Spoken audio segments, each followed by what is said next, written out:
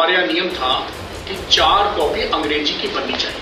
मैं 4 copy sir Hindi में भी अलग से बना लूं। You are not allowed to submit your thesis in Hindi. जाओ कुलपति जी को सबमिट कर दो, हिंदी की थीसिस यहाँ हम जमा नहीं करें। तो हमारे प्राचार्य जी ने कहा जाओ गवर्नर हाउस में जमा कर दो, मैं मेडिकल कॉलेज में जमा नहीं करूँ।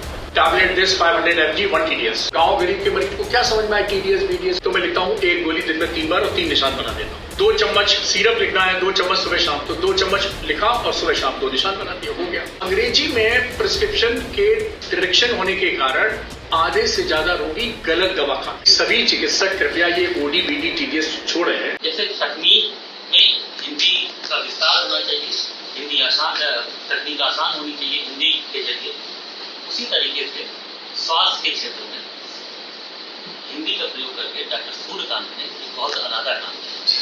डॉक्टर सूर्यकांत जी हमारे बीच में हैं, वो हम उन्हीं से जानेंगे कि उन्होंने ऐसा क्यों किया, उनके मन में ये भाव कहाँ से आया, और किया तो उनके सामने कठिनाई क्या आई, और कर डाला तो अब आगे क्या करेंगे।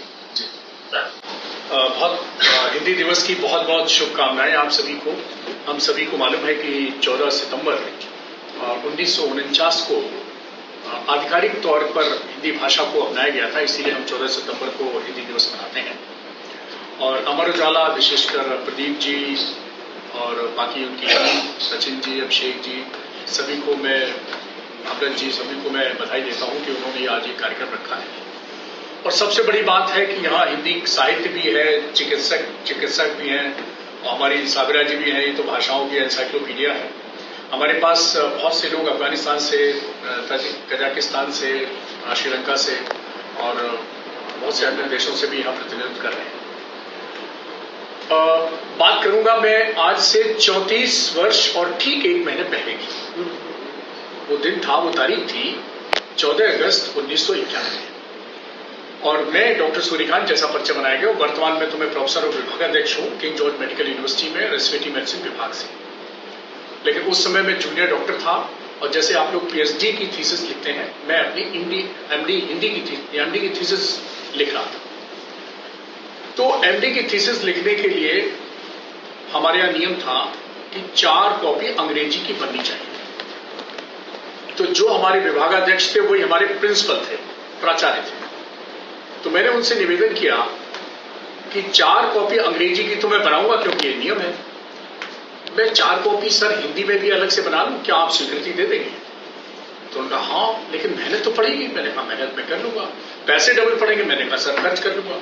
कहा ठीक है। तो विभागाध्यक्ष के रूप में उन्होंने अपनी स्वीकृति दे दी।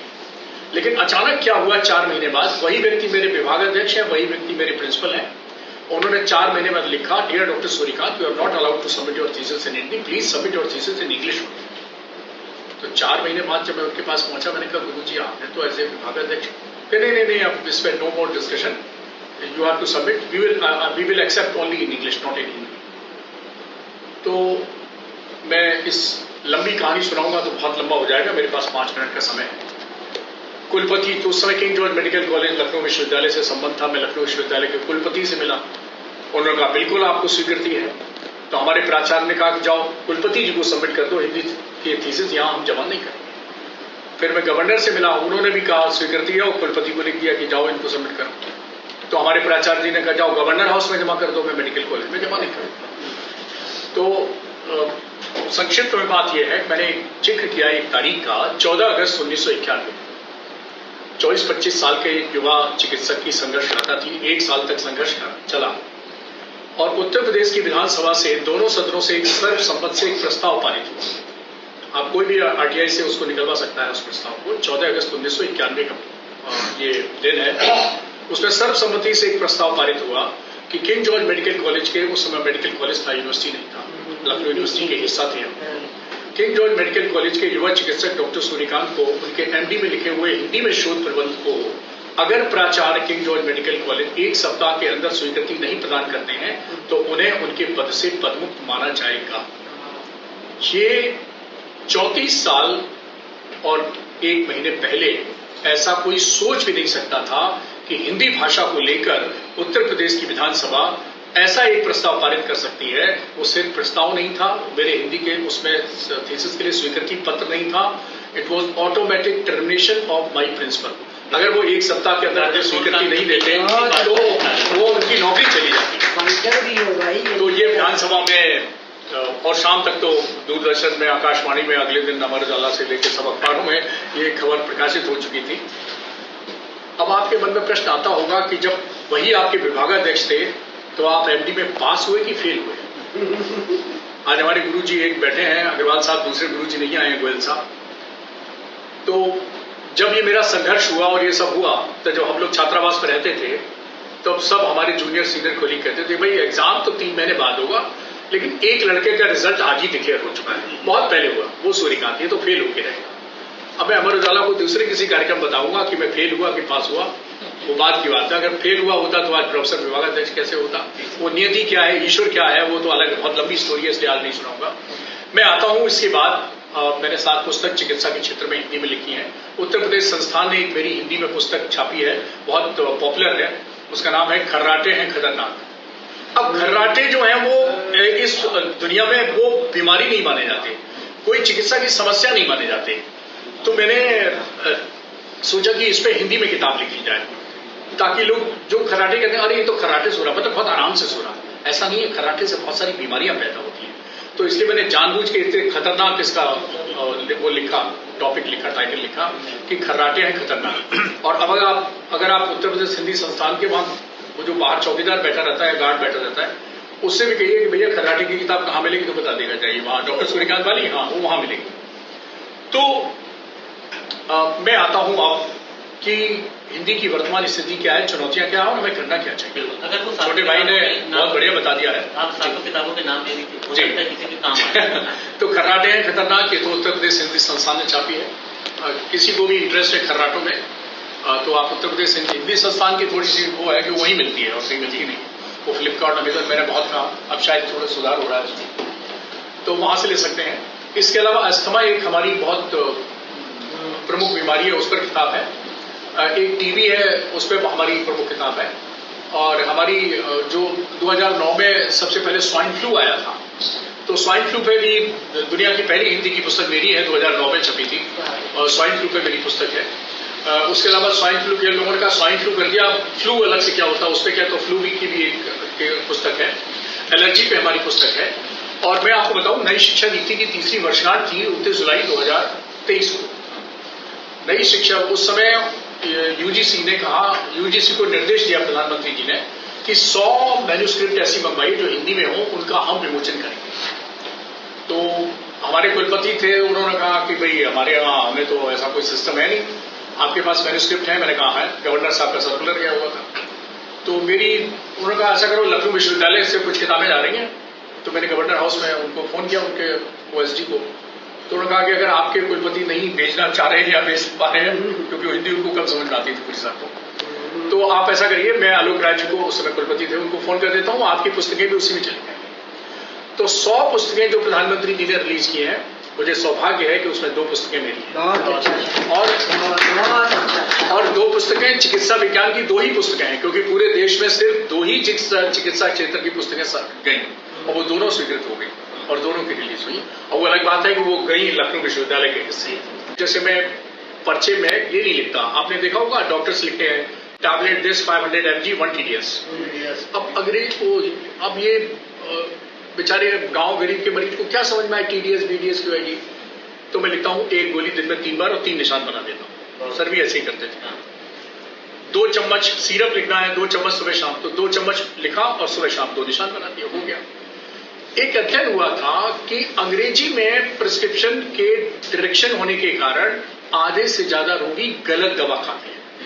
तो मेरा चिकित्सकों से या आपके भाषण से पहला सुझाव होगा कि सभी चिकित्सक कृपया ये OD BD TDS छोड़ें और इसको हिंदी में लिखना शुरू करें। और हिंदी में ना लिखने की उनको फुर्सत है या नहीं लिख पाते हैं तो कम से कम निशान तो बनाएं।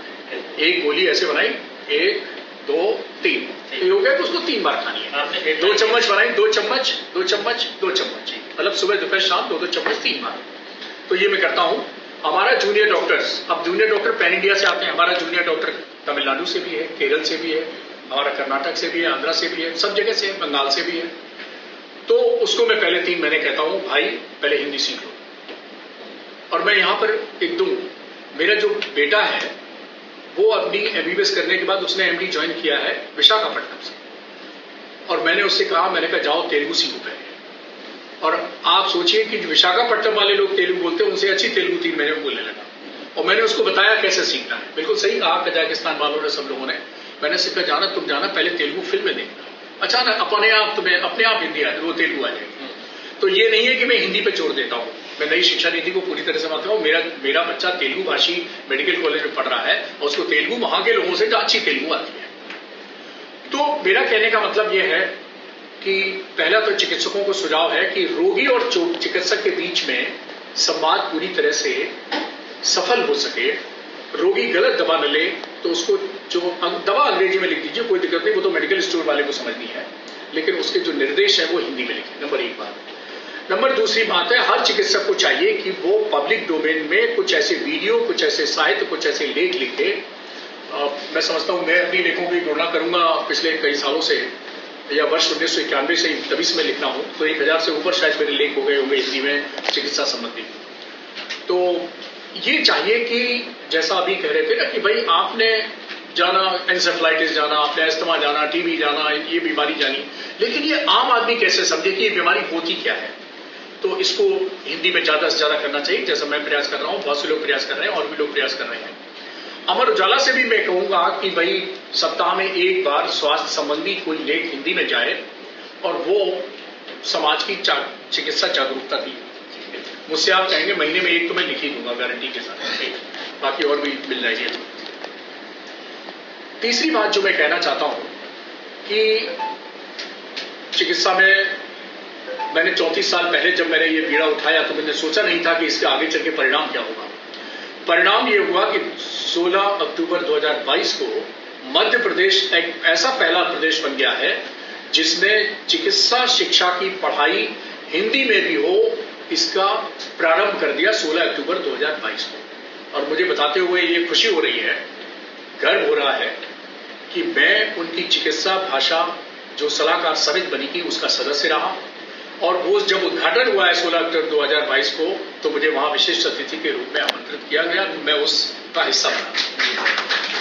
तो MP has become the first state to start medical education in Hindi. और उत्तर प्रदेश हिंदी का एकदम प्रतिबिंब माना जाता है।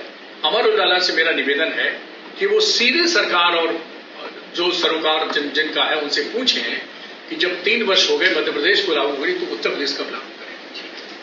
ये आप नहीं उठाएंगे, हम उठाएंगे तो हो सकता है हमें नोटिस मिल जाए। आप समझते हैं हम तो सरकारी नौकर हैं, हमको कारण बताओ नोटिस मिल जाए कि आप कौन होते हैं पॉलिसी मैटर को ऐसे बोलने वाले। तो आप इसको उठाएं।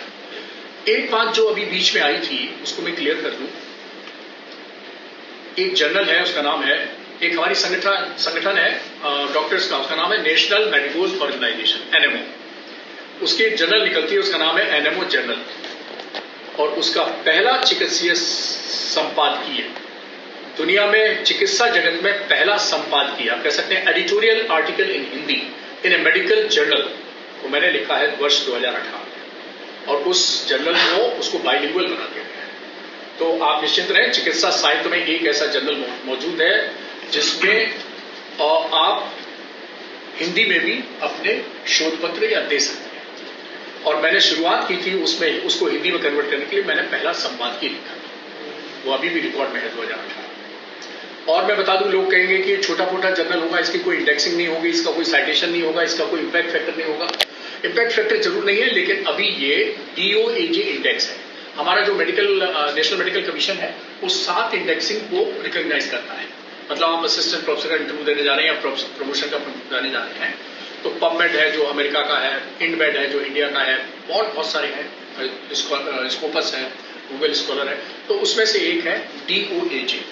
तो वो DOAJ में इंडेक्स जर्नल है। ये भी मत समझना कि अगर हिंदी में है, बाइलिंगुअल है, तो वो उसका कोई अच्छी वो नहीं, वो हम लोग कोशिश कर रहे हैं, मैं उसके एडवाइजरी बोर्ड का मेंबर हूँ।